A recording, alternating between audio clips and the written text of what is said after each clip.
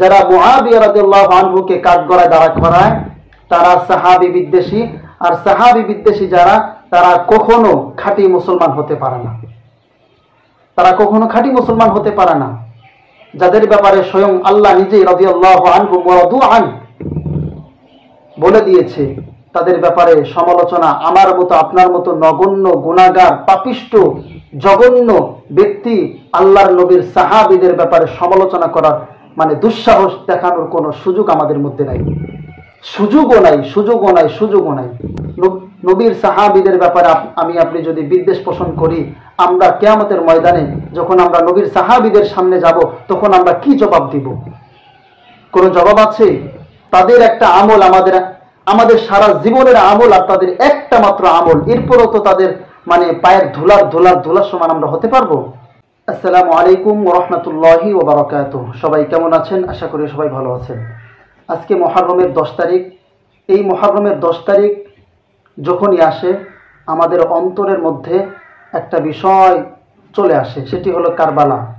অর্থাৎ ইরাকে কারবালা নামক স্থানে ইমাম হুসাইন রাদিয়াল্লাহু আনহু অর্থাৎ নবী করিম সাল্লাল্লাহু আলাইহি ওয়াসাল্লামের নাতি দৌহিত্র ইমাম হুসাইন রাদিয়াল্লাহু আনহু এবং তার পরিবারকে কারবালা নামক স্থানে শহীদ করা হয়েছে। এই ঘটনাকে কেন্দ্র কইরা তো ইসলামের ইতিহাসে গুরুত্বপূর্ণ এবং সবচাইতে মর্মান্তিক ঘটনা হলো কারবালার ঘটনা। ইসলাম জিন্দা হতা হয় হার কারবালা কে বাদ। কারবালার মতো এরকম ট্র্যাজেডিপূর্ণ ঘটনা এবং খুব মর্মান্তিক ঘটনা ইসলামের ইতিহাসে বেনজির, এরকম কোনো ঘটনা ঘটেনি। তো যাই হোক, ইমাম হুসাইন রাদিয়াল্লাহু আনহুকে যারা শহীদ করেছিলেন তাদের মধ্যে অন্যতম ছিল ইয়াজিদ ছিল মুআবিয়া রাদিয়াল্লাহু আনহুর সন্তান। ইয়াজিদকে অনেকেই বাজেভাবে প্রেজেন্ট করার মাধ্যমে হযরত মুআবিয়া রাদিয়াল্লাহু আনহুকে বাজেভাবে প্রেজেন্ট করার চেষ্টা করে এবং মুআবিয়া রাদিয়াল্লাহু আনহুকে কাঠগড়ায় দাঁড়া করানোর চেষ্টা করে। অথচ মুআবিয়া রাদিয়াল্লাহু আনহু ছিলেন নবী করিম সাল্লাল্লাহু আলাইহি ওয়াসাল্লামের একজন প্রিয় সাহাবী এবং জলিল কদর সাহাবী, যাকে মুআবিয়া রাদিয়াল্লাহু আনহুর ব্যাপারে যদি কেউ সমালোচনা করে তাহলে সে হবে সাহাবী বিদ্বেষী। আর সাহাবী বিদ্বেষী যারা করে তাদের ঈমানের মধ্যে সমস্যা, তাদের আকীদার মধ্যে সমস্যা। দেখেন একজন সাহাবী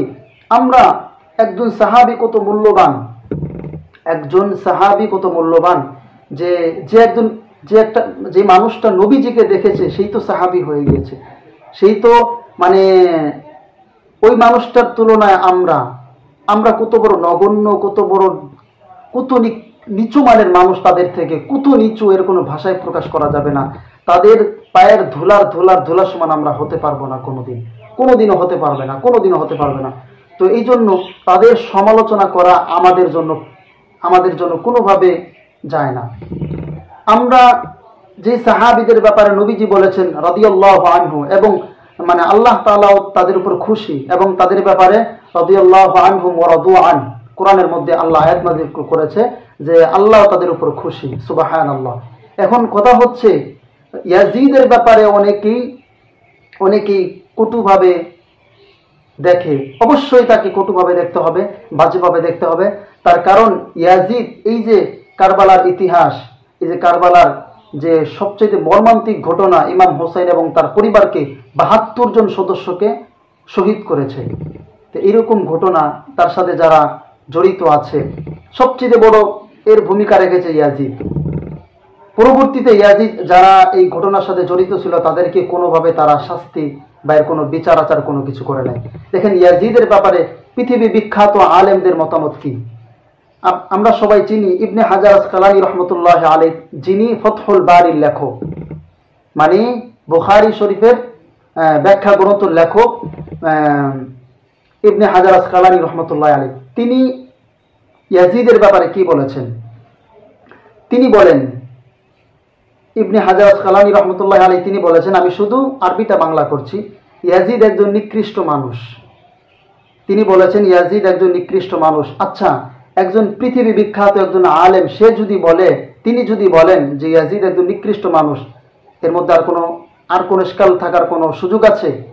আমি আপনি কে? এই যে যিনি বলেছেন ফতহুল বারির লেখক, এত বড় একজন পৃথিবী বিখ্যাত আলেম, আর কোনো প্রয়োজন আছে? এরপরে তিনি বলেন যার মধ্যে কোনো আদালত নাই, যার মধ্যে কোনো ইনসাফ নাই, যেই লোকটা মানুষের চরিত্র মধ্যে পড়ে না। দেখেন কথার মধ্যে কি, যার মধ্যে কোনো আদালত ইনসাফ বলতে কিছু নাই, যার মধ্যে মানুষের চরিত্র বলতে কিছু নাই। অর্থাৎ ইয়াজিদের মধ্যে মানুষের চরিত্র ছিল না। ইয়াজিদের ব্যাপারে ফতহুল বারীর লেখক অর্থাৎ ইবনে হাজার আসকালানী রহমতুল্লাহ তিনি এই কথা বলেছেন।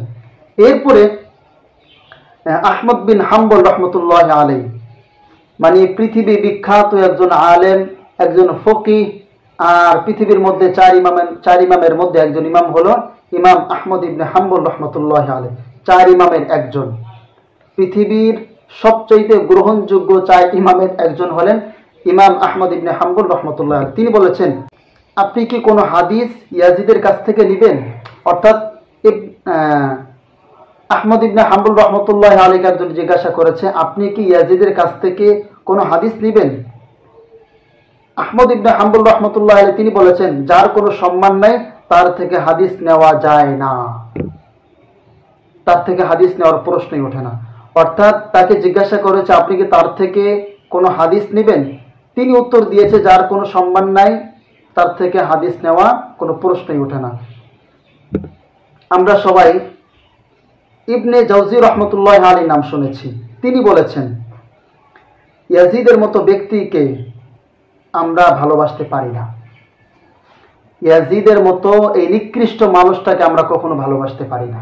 তো ইয়াজিদকে মানুষ গালাগাল দেওয়ার পরে, ইয়াজিদকে মানুষ মানে পচাইতে গিয়ে আমরা অনেকেই মুআবিয়া রাদিয়াল্লাহু আনহুকে কাঠগড়ায় দাঁড়া করাই। এটা কোনো দিন মানে ন্যায় বিচার হবে না, ইনসাফ হবে না। মুআবিয়া রাদিয়াল্লাহু আনহু তিনি ছিলেন নবী করিম সাল্লাল্লাহু আলাইহি ওয়াসাল্লামের একজন প্রিয় সাহাবী, যিনি সফলতার সহিত 20 বছর তিনি খিলাফতের দায়িত্ব রাষ্ট্র পরিচালনা করেছেন, 20 বছর প্লাস। মুআবিয়া রাদিয়াল্লাহু আনহু এবং আলী রাদিয়াল্লাহু আনহুর মধ্যে একটা দ্বন্দ্ব ছিল, দ্বন্দ্বটা ছিল রাজনৈতিক দ্বন্দ্ব। মুআবিয়া রাদিয়াল্লাহু আনহু তিনি উসমান হত্যার বিচার চাইছিলেন আলী রাদিয়াল্লাহু আনহুর কাছে। অর্থাৎ উসমান রাদিয়াল্লাহু আনহু হত্যার পরে, উসমান রাদিয়াল্লাহু আনহু শহীদ হওয়ার পরে আলী রাদিয়াল্লাহু আনহু দায়িত্ব গ্রহণ করেন, দায়িত্ব গ্রহণ করেন, তিনি খিলাফতের দায়িত্ব পালন করেন।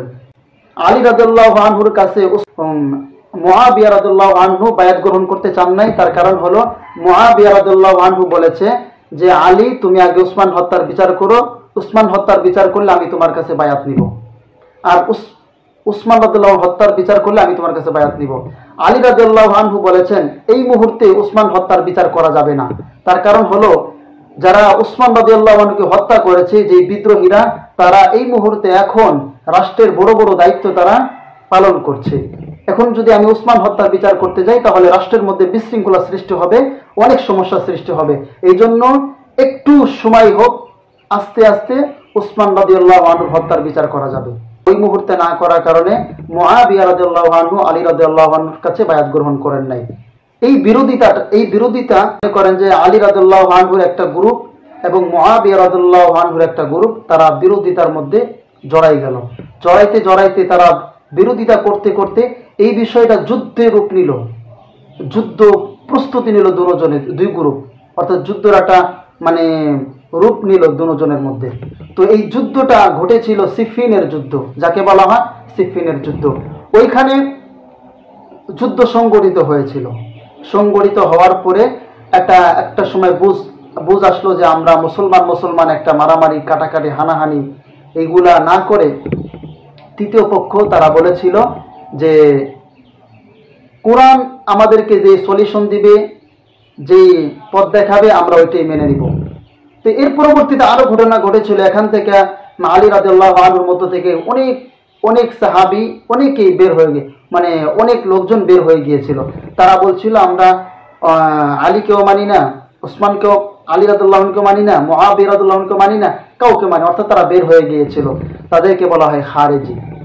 তো এই সমস্যাটা সমাধান হয়ে গিয়েছিল। তো যাই হোক, আমি যেটা বলতে চাই, যারা মুআবিয়া রাদিয়াল্লাহু আনহুকে কাঠগড়ায় দাঁড়া করায় তারা সাহাবী বিদ্বেষী, আর সাহাবী বিদ্বেষী যারা, তারা কখনো খাঁটি মুসলমান হতে পারে না। তারা কখনো খাঁটি মুসলমান হতে পারে না, যাদের ব্যাপারে স্বয়ং আল্লাহ নিজেই রাদিয়াল্লাহু আনহু ওয়া রাদু আন, বলে দিয়েছে, তাদের ব্যাপারে সমালোচনা আমার মতো আপনার মতো নগণ্য গুনাহগার পাপিষ্ঠ জঘন্য ব্যক্তি আল্লাহর নবীর সাহাবীদের ব্যাপারে সমালোচনা করার মানে দুঃসাহস দেখানোর কোনো সুযোগ আমাদের মধ্যে নাই, সুযোগও নাই। এই জন্য সাহাবী বিদ্বেষী যারা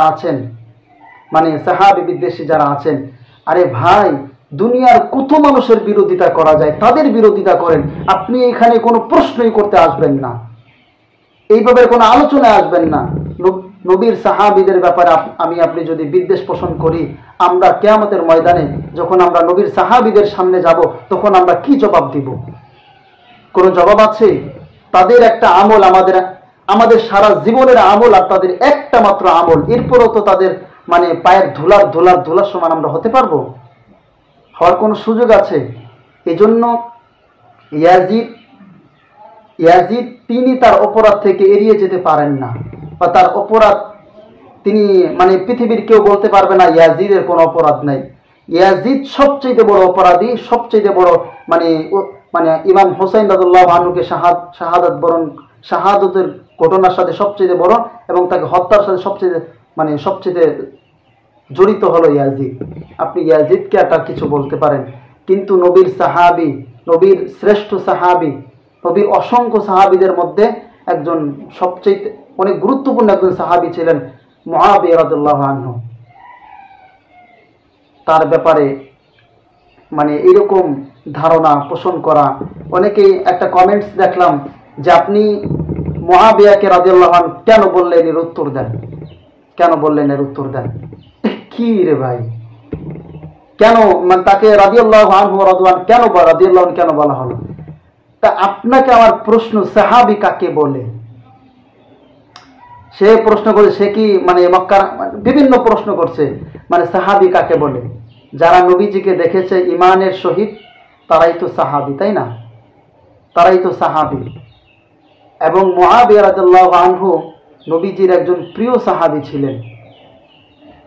আর সাহাবীর সঙ্গে আপনি জানেন না, আর মুআবিয়া রাদিয়াল্লাহু আনহুকে নিয়ে আপনি কথা বলতে আসছেন। এজন্য আমরা অনেক কিছুই বলতে পারি, অনেকের সমালোচনা করতে পারি, কিন্তু বিশেষ করে নবীদের সমালোচনা, সাহাবীদের সমালোচনা, তাবেঈন, তাবেঈন, আমাদের যে আকাবির, যাদের সাহায্যে আমরা দিন পেয়েছি, তাদের সমালোচনা আমাদের এই নগণ্য জবানে মানায় না। এজন্য আল্লাহ তাআলা আমাদেরকেই বুঝটা দেখ অন্তত, যে আমরা নবীদের সমালোচনা, সাহাবীদের সমালোচনা, বড়দের সমালোচনা না করে আমরা নিজের সমালোচনা করে নিজে আত্মশুদ্ধি হওয়ার চেষ্টা করি। আল্লাহ তাআলা আমাদেরকে সেই তৌফিক দান করেন।